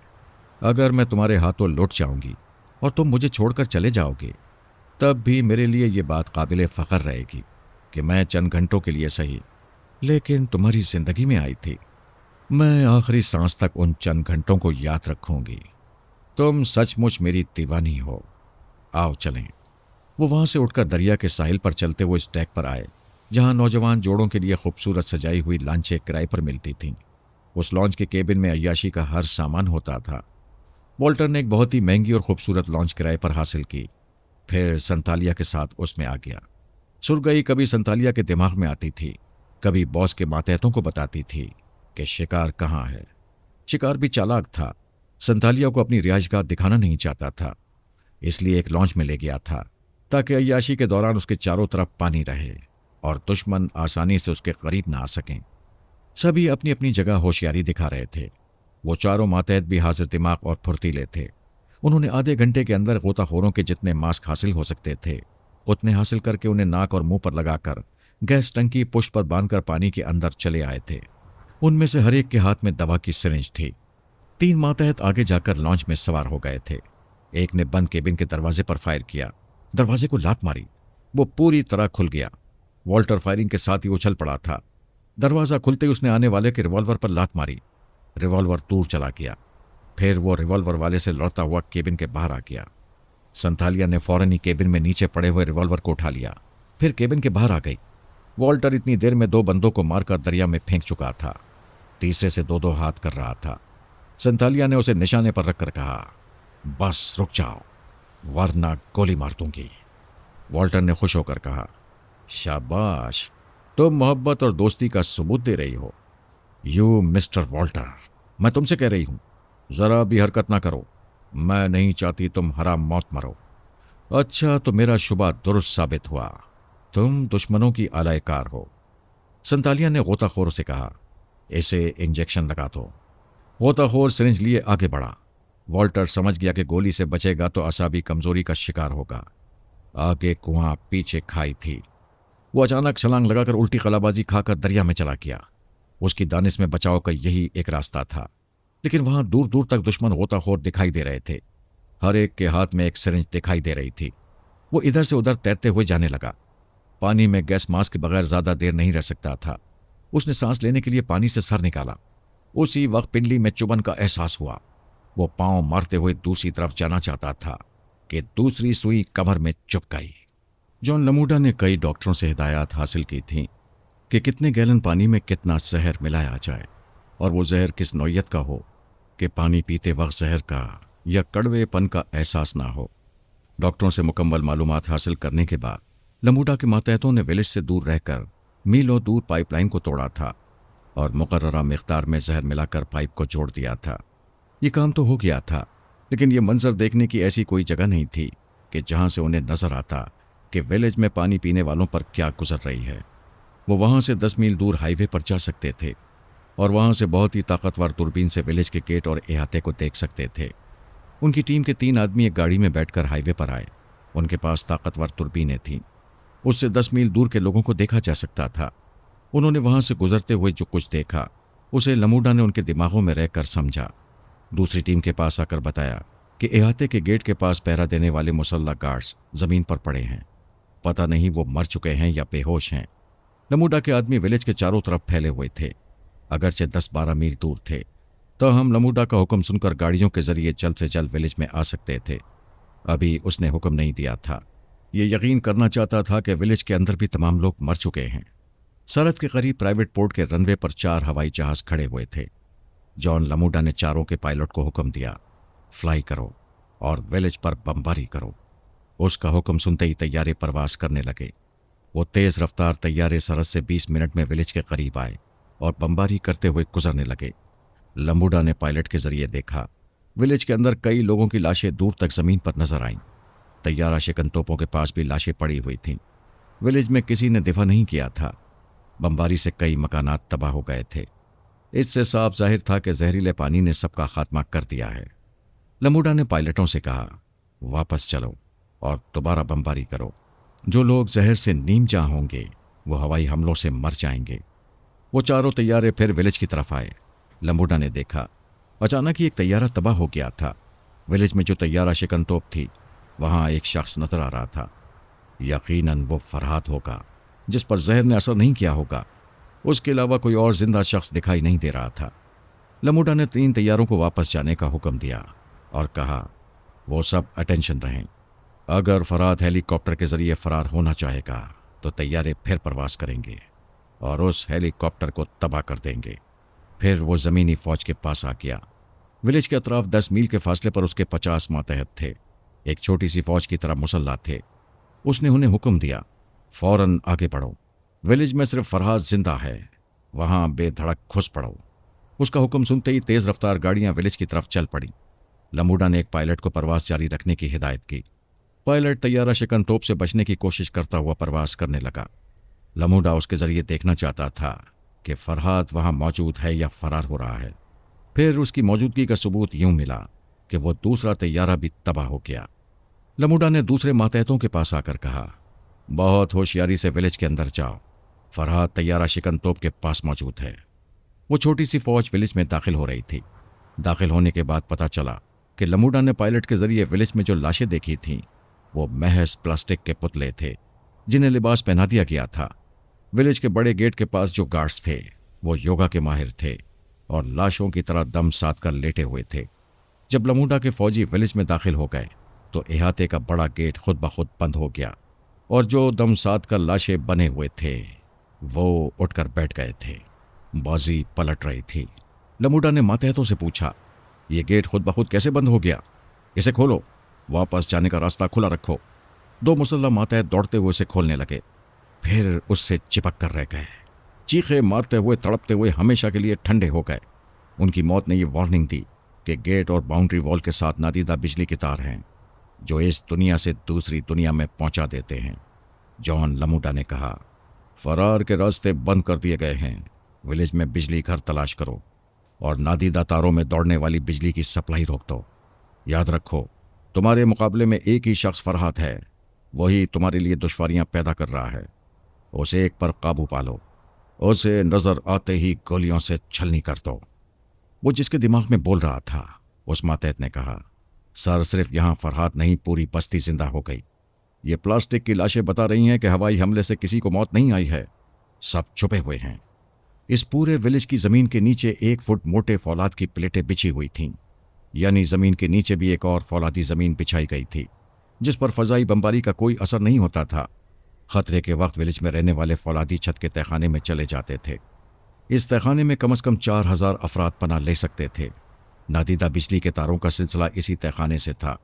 जगह जगह टीवी स्क्रीन पर दिखाई देता था कि ऊपर फरहाद विलेज में क्या हो रहा है। मैं, सोनिया, मारिया और विलेज के दूसरे तमाम लोग बस्ती में दाखिल होने वालों को देख रहे थे। उनके दाखिल होते ही सिक्योरिटी अफसर ने खुदकार निज़ाम के जरिए ऊपर के अहाते के बड़े गेट को बंद कर दिया था और इलेक्ट्रिक इंजीनियर ने नादीदा तारों में बिजली तोड़ा दी थी। हमने 2 मुसल्ला दुश्मनों को गेट से चिपक कर मरते देखा था। ऊपर विलेज में एक बिजली घर था जहां से तमाम बंगलों और दफ्तरों में बिजली सप्लाई की जाती थी। सिर्फ नादीदा तारों का कनेक्शन तहखाने से था। एक मुसल्ला दुश्मन मोहतात अंदाज में चलता हुआ बिजली घर के सामने आ गया। दरवाज़ा खुला हुआ था। दरवाजे के अंदर फर्श पर और दीवारों पर बिजली दौड़ रही थी। वो जैसे ही दरवाजे से दाखिल हुआ, चीख मारकर तड़पने लगा और फिर देखते ही देखते उछलकर बिजली घर से बाहर आ गया। जमीन पर गिरकर हमेशा के लिए खामोश हो गया। मुसल्ला दुश्मनों में सनसनी फैल गई। उन्हें कोई नजर नहीं आ रहा था। उनका मुकाबला किसी से नहीं हो रहा था, लेकिन वो मर रहे थे। 3 साथियों की मौत ने बता दिया था कि वो विलेज की किसी दीवार को छू नहीं सकते और किसी दरवाजे से दाखिल नहीं हो सकते। गोया वो एक चूहे तान में फंस गए थे। फिर मैंने तहखाने के माइक को ऑन करके कहा, हेलो, मैं जिंदा हूं और तुमसे मुखातिब हूं। मेरी आवाज़ विलेज में हर तरफ सुनाई दे रही थी। वो सब घूम घूम कर देख रहे थे। उन्हें लाउड स्पीकर दिखाई नहीं दे रहे थे। पता नहीं चल रहा था कि मैं कहाँ हूं और आवाज़ कहाँ से आ रही है। मैंने कहा, यह फरहाद विलेज है। दोस्तों के लिए जन्नत है और दुश्मनों के लिए कब्रिस्तान। तुम सब इस कब्रिस्तान में जिंदा रहोगे, भूखे रहोगे और जब प्यास बर्दाश्त नहीं होगी तो जहरीला पानी पियोगे। वो सब परेशान होकर दूर दूर तक यूं देखने लगे जैसे अभी कोई मौजज़ा होगा और विलेज से बाहर जाने का रास्ता खुल जाएगा। ऐसे वक्त मौजज़े ही की तवक्को की जाती है। मैंने कहा, बमबारी करने वाले तैयारे तंजीम वालों के थे। जब तुम लोग अपनी चाल ढाल और गुफ्तगू के अंदाज से 100% बड़े मुल्क वाले हो, बेहतर है अपनी ज़बान से हकीकत बताओ। तंजीम वाले हो या बड़े मुल्क वाले या दोखली नस्ल से हो। जॉन लमूडा जिस खास मातहत के दिमाग में था, उस मातहत ने कहा, मिस्टर लमूडा, आपने कहाँ लाकर फंसा दिया है? लमूडा ने कहा, बकवास ना करो, मैंने जानबूझकर नहीं फंसाया है। तुम लोगों ने देखा है कि हम कितनी मेहनतों के बाद यहाँ तक आए हैं। हमने बड़ी मेहनत की है, लेकिन फरहाद ने यह मेहनत कराई है। अगर वो आसानी से पहुँचने देता तो हम उसकी कोई चाल समझकर कभी ना आते। आप लोग बड़े तजुर्बेकार हैं। इतना तो समझना चाहिए था कि यह फरहाद विलेज है और इसे सोनिया की जहानत से आबाद किया गया है। जो हो गया सो हो गया। मुझसे बहस ना करो, कुछ सोचने समझने दो। मैंने माइक के जरिए कहा, मैं 1 मिनट की मोहलत देता हूं। अपना शजरा बताओ, वरना एक एक शख्स जख्मी होगा और मुझे अपने दिमाग में जगा देगा। फिर कोई बात पर्दे में नहीं रहेगी। एक मातहत ने जबान से मुखातिब किया, मिस्टर लमूडा, तुम कहाँ हो? हम में से किसी के दिमाग में हो या मुसीबत में छोड़कर चले गए हो? खास मातहत ने कहा, मिस्टर लमूडा का नाम जबान पर ना लाओ। फरहाद नाम से पहचान लेगा कि हमारा ताल्लुक किस मुल्क से है। वो अपने मुशीरों से इस सिलसिले में मशवरे लेने गया है। जब तक वो आएगा 1 मिनट की मोहलत गुजर चुकी होगी। यहाँ नादीदा फायरिंग शुरू होगी और हम जख्मी होते जाएंगे। जख्मों की तकलीफ से कमजोरी बढ़ेगी और प्यास लगने लगेगी। हमें जहरीला पानी पीना पड़ेगा। जितनी जल्दी हो सके हमें उनके छुपने की जगह तलाश करना चाहिए। कहाँ तलाश करें? एक कदम भी आगे बढ़ते हैं तो दिल धड़कता है। पता नहीं बिजली के नादीदा तार कहाँ हमसे लिपट जाएंगे। हाँ, ये धड़का जरूर है। हम आगे बढ़ेंगे लेकिन किसी चीज को हाथ नहीं लगाएंगे। चलो वक्त जाया ना करो। वो सब मुख्तलिफ समतों में जाने लगे। उन पर दो तरह का खौफ हावी था। एक तो बिजली की नादीदा तार नादीदा खतरा बन गए थे, दूसरे ये खौफ था कि उन्हें जहरीला पानी पीना पड़ेगा। सोनिया ने इस बस्ती की तामीर के दौरान हर मुमकिन खतरे को पेश नज़र रखा था। बस्ती के बड़े टैंक में जो पानी स्टोर होता था उसे चेक करने के लिए तिब्बी आलात लगाए गए थे। उस टैंक के साथ एक शीशे का फिश एक्वेरियम था जिसमें मछलियां तैरती रहती थीं। उस एक्वेरियम का पानी एक तरफ से खारिज होता रहता था और दूसरी तरफ से नया पानी दाखिल होता रहता था। उस रोज़ अचानक ही फिश एक्वेरियम की मछलियां मरने लगीं तो इंचार्ज ने पानी का वाल्व बंद कर दिया था ताकि पानी आगे ना बढ़े और बस्ती का कोई शख्स उसे इस्तेमाल ना कर ले। फिर वाटर सप्लाई करने वाले इंचार्ज ने मुझे इत्तला दी कि मछलियों के मरने के बाद पानी का तिब्बी मुआयना किया गया और टैंक का तमाम पानी जहरीला साबित हो गया। ये बात समझ में आ गई कि किसी जगह ज़मीन खोदकर पाइप को तोड़कर पानी में जहर की काफ़ी मिक़दार मिलाई गई है और दुश्मन हमें मुर्दा देखना चाहते हैं। मैंने उनकी ख्वाहिश पूरी कर दी। चंद योगा के माहिरीन को गेट के बाहर मुर्दा बनकर ज़मीन पर लेट जाने की हिदायत की और विलेज के अंदर प्लास्टिक के मुजस्मे को दूर दूर तक लिटा दिया ताकि दूर से देखने वालों को बस्ती के लोग मुर्दा नजर आते रहें। फिर वही हुआ जो मैं चाहता था। दुश्मने जहां कच्चे धागों से बंधे चले आए। तैयारों की बमबारी से कुछ मकानात और दफातर को नुकसान पहुंचा लेकिन बस्ती के तमाम लोग सलामत रहे। जो नुकसान हुआ उसका हम हर्जाना वसूल करने वाले थे। अभी मैंने जो मोहलत दी थी उसका वक्त गुजर चुका था। इसके बावजूद मैंने ढील दी ताकि वो लोग हमें ढूंढने की हसरत पूरी कर लें। उन्हें एक बहुत बड़ी चार दीवारी दिखाई दी जिसके अंदर बहुत ज़्यादा क़ुव्वत का जनरेटर चल रहा था। उन्होंने सोचा इसे बंद कर दिया जाए तो बिजली की सप्लाई रुक जाएगी और नादीदा तारों का खौफ भी नहीं रहेगा। लेकिन बिल्ली के गले में घंटी कौन बांधेगा? कौन जनरेटर की चार दीवारी में जाएगा? एक मातहत ने राइफल सीधी करते हुए कहा, अगर दरवाजे के सामने नादीदा तार होंगे तो फायरिंग से तार कट कर अलग हो जाएंगे। हम नहीं चाहते थे कि वो फायरिंग के जरिए तारों को काट दें। मारिया डायनामाइट के सामने बोर्ड के पास खड़ी हुई थी। उसके सामने पूरे विलेज का नक्शा था कि किस जगह किस नंबर का डायनामाइट छुपा कर रखा गया है। मारिया ने ऐसे ही एक नंबर के बटन को दबाया तो राइफल उठाकर फायरिंग करने वाले की गोली नहीं चली। कदमों तले जबरदस्त धमाका हुआ। कितने ही मुसल्लह दुश्मन धमाके के नतीजे में उछलकर तिनकों की तरह ऊपर गए और चीथड़ों की तरह वापस जमीन पर आए।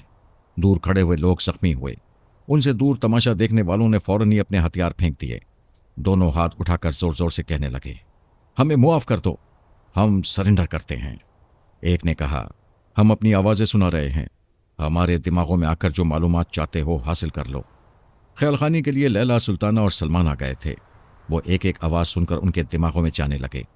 ऐसे ही वक्त लमूडा एक मातहत के अंदर आकर ऊंची आवाज़ में कहने लगा, मिस्टर फरहाद, मैं जे मॉर्गन हूँ, तुमसे समझौता करना चाहता हूँ।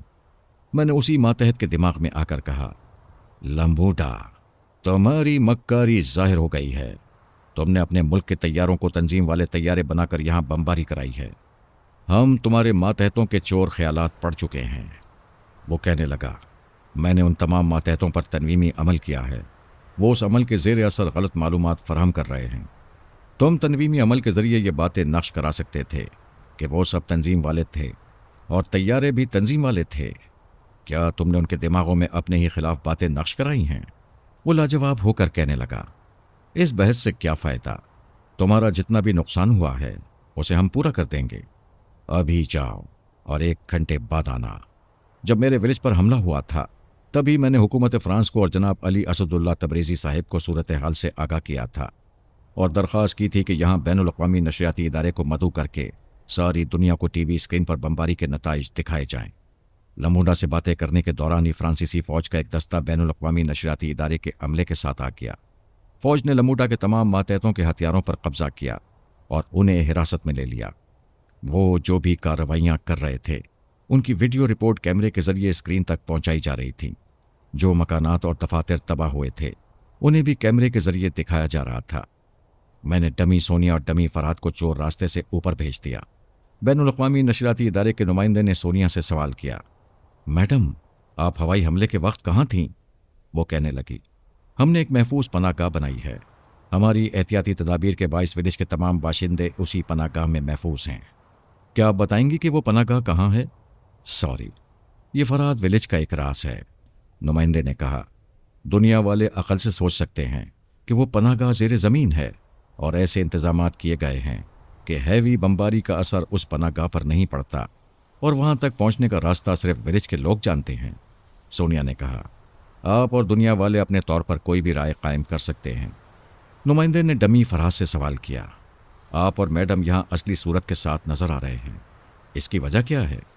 डमी फरहाद ने कहा, आप देख रहे हैं कि दुश्मनों के ज़बरदस्त हमलों के बावजूद हम महफूज हैं।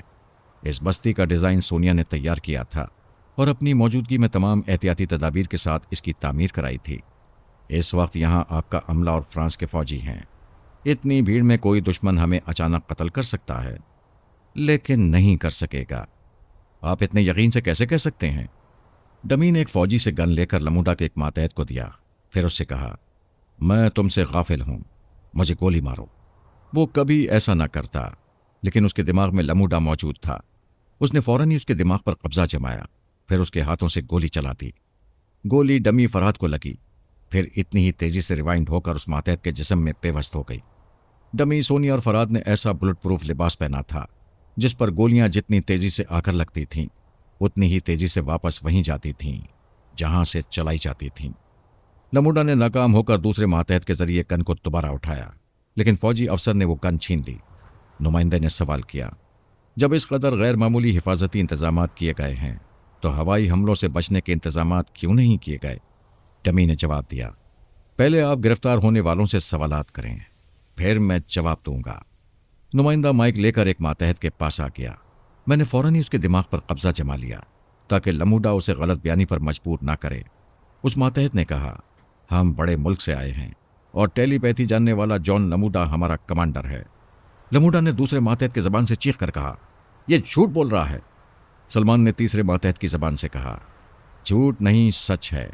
4 बड़े मुल्क के तैयारों के रंग और नंबर बदलकर उन्हें तंजीम वाले तैयारे बनाए गए ताकि हवाई हमलों का इल्ज़ाम तंजीम वाली हुकूमत पर आए। लमूडा किसी एक के दिमाग में ही जाकर बोल सकता था। उसने ऐसी सिचुएशन के मुतालिक सोचा भी नहीं था। सोच लेता तो अपने साथ 2-4 ख्यालखानी करने वाले ले आता। अब तो किसी के दिमाग से मैं, किसी की जबान से सलमान, किसी के जरिए लैला और सुल्ताना बोल रही थीं। फिर वीडियो कैमरे के जरिए वाटर टैंक का जहरीला पानी दिखाया गया। कैमरे का दूसरा यूनिट विलेज से दूर उस जगह था जहां तैयारों को तोपों के जरिए गिराया गया था। उन तैयारों के टुकड़े भी स्क्रीन पर पेश किए जा रहे थे। फिर डमी ने नुमाइंदे से कहा, आपने सवाल किया था कि हमने हवाई हमलों से बचने के इंतजामात क्यों नहीं किए। जवाब अर्ज है, अगर हम पहले ही तैयारों को मार गिराते और विलेज में डमी लाशें न दिखाते तो इतने दुश्मन हिरासत में आकर खुद अपनी जबान से बयान न देते। हमने बमबारी से नुकसान उठाया है, ये नुकसान हमारे दुश्मनों को महंगा पड़ेगा। नुमाइंदे ने पूछा, क्या आप हर्जाना वसूल करेंगे? डमी सोनिया ने कहा, हम दुश्मनों को जवाबी कार्रवाई के जरिए बहुत ही भयानक नुकसान पहुंचाने के बाद उससे जुर्माने के तौर पर $50 लाख वसूल करेंगे ताकि हमारे विलेज के तबाह होने वाले मकानात और दफ्तरों की दोबारा तामीर हो सके। नुमाइंदे ने कहा, जुर्माने के तौर पर $50 लाख वसूल करने वाली बात समझ में आती है, लेकिन जवाबन नुकसान पहुंचाने का क्या जवाब है? फरहाद विलेज पर हमला करने और यहां कदम रखने की जो जुर्रत की गई है उसकी सजा जवाबी कार्रवाई से दी जाएगी ताकि आइंदा कोई दुश्मन इधर आने का ख्वाब देखने की भी जरूरत ना करे। बड़े मुल्क में मार्शल डी मोरा जवाबन कुछ कहने के लिए तैयार हैं। स्क्रीन पर बैनुल-अक़वामी राब्ता बदल गया। मार्शल डी मोरा नजर आने लगा। वहां एक नुमाइंदा मार्शल का तारुफ करा रहा था। फिर उसने सवाल किया, फरहाद विलेज पर हमले का इल्ज़ाम आपकी हुकूमत पर है और इसके कई सबूत और गवाहान भी है। आप इस सिलसिले में क्या कहेंगे? मार्शल डी मोरा ने कहा, हमारे खिलाफ उन कैदियों ने बयान दिया है जो विलेज में गिरफ्तार किए गए हैं। फरहाद की फैमिली में 6 ख्यालखानी करने वाले हैं। वो लोग यके बाद दीगरे हर कैदी के दिमाग में जाकर हमारे खिलाफ बोलते रहे और देखने वालों की समझ में ये आता रहा कि कैदी बोल रहे हैं। टेलीपैथी के जरिए झूठ को सच और सच को झूठ बनाया जाता है।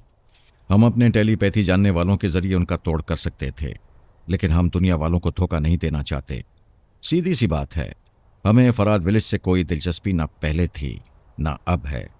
अगर वो समझते हैं कि झूठ बोलकर और झूठा इल्ज़ाम आयद करके हमें जवाबी कार्रवाई की धमकी देंगे और हमसे $50 लाख वसूल करेंगे, तो वो बेशक अहमकों की जन्नत में रहते हैं। नुमाइंदे ने कहा, आप इल्ज़ामात से इनकार कर रहे हैं। आपके इनकार से तंजीम वाली हुकूमत पर इल्ज़ाम आता है। मार्शल ने कहा, मैं अपने मुल्क की तरफ से सफाई पेश कर रहा हूँ, तंजीम वाली हुकूमत को इल्ज़ाम नहीं दे रहा हूँ। तंजीम वालों से हमारे ताल्लुकात हमेशा दोस्ताना रहे हैं। बैनुल अक़वामी राब्ते का अमला तंजीम वाले मुल्क में मौजूद था। स्क्रीन पर तंजीम वाले वजीर खारजा को दिखाया गया। नुमाइंदे ने सवाल किया, आपके मुल्क के 2 तैयारे फ्रांस में तबाह हुए हैं, आप इस सिलसिले में क्या कहते हैं? उसने जवाब दिया, ये सरासर इल्ज़ाम है। हुकूमत फ्रांस ने एहतजाज किया है कि हमारे तैयारे बैनुल अक़वामी परवाज़ के खिलाफ वर्जी करके तबाही मचाने आए थे। 2 फरार हो गए और 2 तबाह हो गए। ये हमारे लिए हैरानी और परेशानी की बात है। बैठे बिठाए हम पर झूठा इल्ज़ाम आयद किया जा रहा है। वो हमारे तैयारे नहीं हैं, बल्कि हमारे तैयारों की नकल हैं। वज़ीर ख़ारजा ने कहा, फराद खुद को बहुत चालाक समझता है। उसने हमारे तैयारों की नकल कराई है और कैदियों के दिमागों में जाकर बड़े मुल्क के खिलाफ बयान दिया है। एक तरफ वो बड़े मुल्क को धमकियां देकर $50 लाख वसूल करना चाहता है, दूसरी तरफ नकली तैयारों का हवाला देकर हमें भी ब्लैकमेल करेगा। जब चिराग बुझने पर आता है तो ज़ोर ज़ोर से भड़कता है। फराद भी कुछ ज़्यादा ही भड़क रहा है। ये उसके सवाल की अलामत है। एक और नुमाइंदे ने कहा, नाजरीन, अब हम फ्रांस के वजीर खारजा से कुछ सवालात कर रहे हैं। स्क्रीन पर फ्रांस के वजीर खारजा को दिखाया गया। नुमाइंदे ने कहा, फराद की पूरी फैमिली से आपके मुल्क के दरीना और मुस्तहकम ताल्लुकात हैं। आप उनके खिलाफ सुपर पावर्स की ज़बान से कुछ भी सुनना गवारा नहीं करते। क्या यह सच है? वजीर खारजा ने कहा, आप सुपर पावर्स की बात करते हैं। अगर फराद अली तैमूर भी झूठ बोले तो हम गवारा नहीं करेंगे। आपकी मालूमात के लिए अर्ज कर दूं कि सोनिया और फराद से हमारी हुकूमत के बराह रास्त ताल्लुकात नहीं हैं। हमारे देरीना ताल्लुकात बाबा फरीद वास्ती मरहूम के इदारे से हैं। उसी इदारे के ज़रिए फ़राद की फैमिली से हमारा राब्ता रहता है। फ़राद विलेज में जो कुछ हुआ उसका इल्ज़ाम आप किस पर डालेंगे? सवाल फ़राद विलेज का नहीं है। मैं फ्रांस का वज़ीर ख़ारजा हूँ। मेरे मुल्क के अंदर ये वारदात हुई है। वारदात के सिलसिले में तंजीम वाले तैयारों का मलबा पाया गया है। तमाम कैदी बड़े मुल्क के बाशिंदे हैं। उन्होंने बड़े मुल्क के एक टेलीपैथी जानने वाले जॉन लमूटा के खिलाफ बयान दिया है। लिहाजा मेरी नज़रों में दोनों ही ममालिक मौजूदा वारदात के जिम्मेदार हैं। नुमाइंदे ने कहा, मिस्टर फराद ने बड़े मुल्क में एक भयानक तबाही की धमकी दी है। क्या फराद और मार्शल डी मोरा के दरमियान कोई समझौता कराएंगे? मेरे मुल्क के अंदर एक बस्ती पर बमबारी की गई, फिर मुसल्लह अफराद ने हमला किया। मैं इसे सियासी जुर्म कहता हूँ। बड़े मुल्क और तंजीम वालों से एहतजाज करता हूँ। ये दोनों ममालिक अपने जराइम से इनकार करते रहेंगे और फराद कोई इंतकामी कार्रवाई करेगा तो हम खामोश तमाशाई बनकर रहेंगे। मैं इससे ज़्यादा कुछ कहना नहीं चाहता। नुमाइंदे ने कहा, नाजरीन, हमने फराद विलेज की वारदात से ताल्लुक़ रखने वाले तमाम किरदारों को पेश किया है। इनमें कुछ किरदार सच्चे हो सकते हैं और कुछ झूठे। हमारा ख्याल है इस सिलसिले में कोई दानिशमंदाना समझौता ना हुआ तो हालात बद से बदतर होते जाएंगे। सवाल है किसके हालात? जवाब है आने वाला वक्त बताएगा। Good bye.